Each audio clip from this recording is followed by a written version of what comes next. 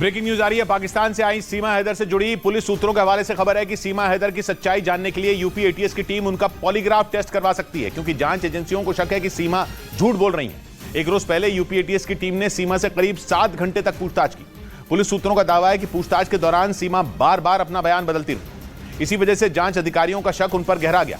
इसके साथ ही सीमा के फोन की कॉल डिटेल, पाकिस्तान से दुबई, फिर काठमांडू और वहां से ग्रेटर नोएडा तक पहुंचने की पूरी कहानी की पड़ताल की जा रही है, ताकि यह पता लगाया जा सके कि सीमा हैदर का सच क्या है। इसीलिए पुलिस सूत्रों के मुताबिक पाकिस्तान से आई सीमा की असलियत जानने के लिए यूपी एटीएस की टीम उनका पॉलीग्राफ टेस्ट करवा सकती है। पॉलीग्राफ टेस्ट से यह पता लगाया जाता है कि इंसान झूठ बोल रहा है या सच, क्योंकि पाकिस्तान के कराची शहर से अपने प्यार के लिए बच्चों के साथ सीमा के भारत आने की थ्योरी जांच एजेंसियों के गले नहीं उतर रही।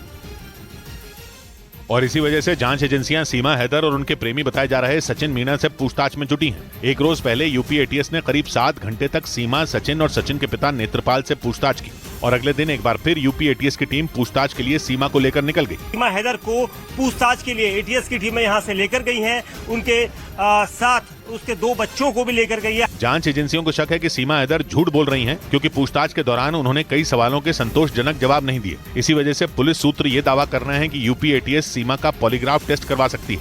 इस बीच पाकिस्तान के कराची शहर की रहने वाली सीमा हैदर के पड़ोसियों ने कैमरे के सामने उनकी पूरी सच्चाई से पर्दा उठा दिया। पड़ोसियों का दावा है कि सीमा काफी वक्त से भारत जाने की तैयारी में जुटी थी, जिसकी भनक तक उन्होंने किसी को नहीं लगने दी। और एक दिन वो अपने 4 बच्चों को लेकर अचानक गायब हो गई। भारत आने से पहले सीमा हैदर पाकिस्तान के कराची शहर के एक इलाके में किराए के मकान में रहती थी। उनके पड़ोस में रहने वाले एक बच्चे के मुताबिक सीमा गांव जाने की बात कहकर अक्सर कई दिनों के लिए चली जाती थी। एक दिन उन्होंने बोला हम गाँव जा रहे हैं ना, बच्चे इधर छोड़ के गई। 3-4-8 दिन के बाद आई। पड़ोसियों का कहना है कि सीमा ऑनलाइन गेम पबजी खेलती थी, लेकिन किसी को यह नहीं पता था कि वो प्यार की खातिर भारत चली जाएंगी। हम 1 महीना पहले यहाँ शिफ्ट हुए तो सीमा यहाँ से जा चुकी थी। पाकिस्तान की मीडिया के मुताबिक उस इलाके में रहने वाले एक बच्चे को सीमा का एक मोबाइल फोन भी मिला था। दावा है कि उस फोन में सीमा और उनके प्रेमी बताए जा रहे सचिन की कुछ तस्वीरें भी मौजूद थीं।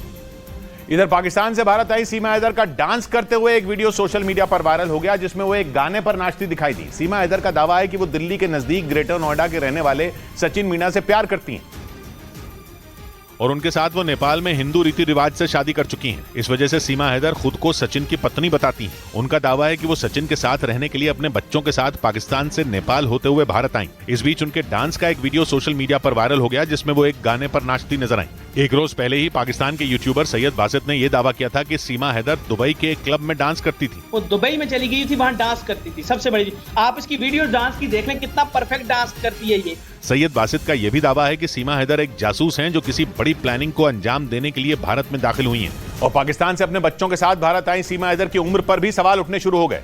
पुलिस एफआईआर के मुताबिक 4 जुलाई को गिरफ्तारी के दौरान पुलिस को सीमा के 2 पासपोर्ट मिले थे, जिनमें एक पासपोर्ट पर सीमा जबकि दूसरे पर सीमा हैदर जैदी नाम लिखा है। इसके अलावा उनके पास से पाकिस्तान का फैमिली रजिस्ट्रेशन कार्ड भी मिला।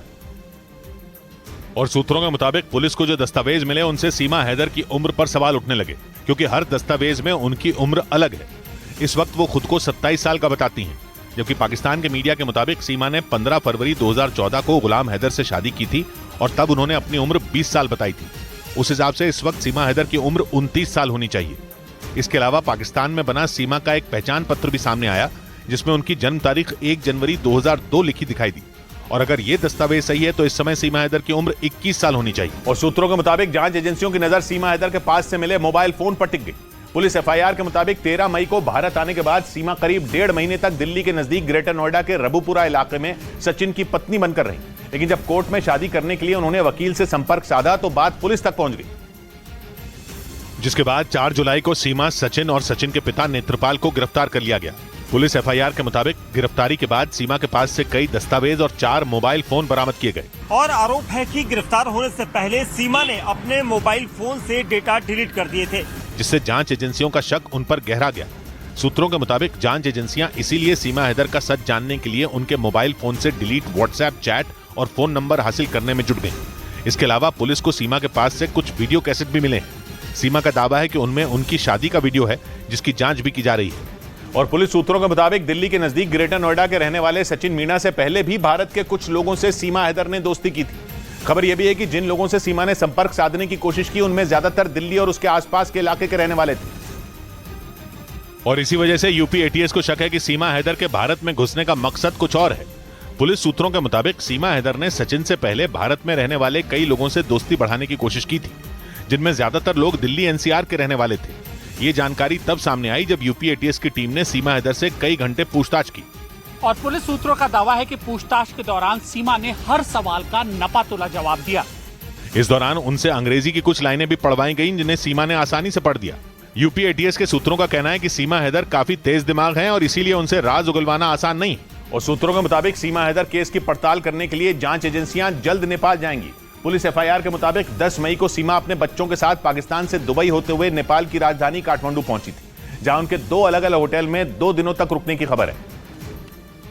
और सूत्रों के मुताबिक सीमा बिहार के सीतामढ़ी बॉर्डर से होती हुई भारत में दाखिल हुई थी, लेकिन जांच एजेंसियों को यह बात खटक रही है कि सीमा ने भारत में एंट्री कैसे की, क्योंकि सीमा और उनके बच्चों के पास नेपाल का टूरिस्ट वीजा था। और इसी वजह से जांच एजेंसियों ने सीमा पर तैनात एसएसबी यानी सशस्त्र सीमा बल से रिपोर्ट मांगी, ताकि यह पता लगाया जा सके कि ये कोई चूक थी या कोई सोची समझी साजिश। सूत्रों का कहना है कि मामले की जांच के लिए जांच एजेंसियों की एक टीम जल्द नेपाल जाएगी। नेपाल में सीमा जिन होटल में ठहरी थी, उनके मालिक और मैनेजर से भी जानकारी जुटाई जा रही है। इसके अलावा बॉर्डर पर लगे सीसीटीवी कैमरे भी खंगाले जा रहे हैं।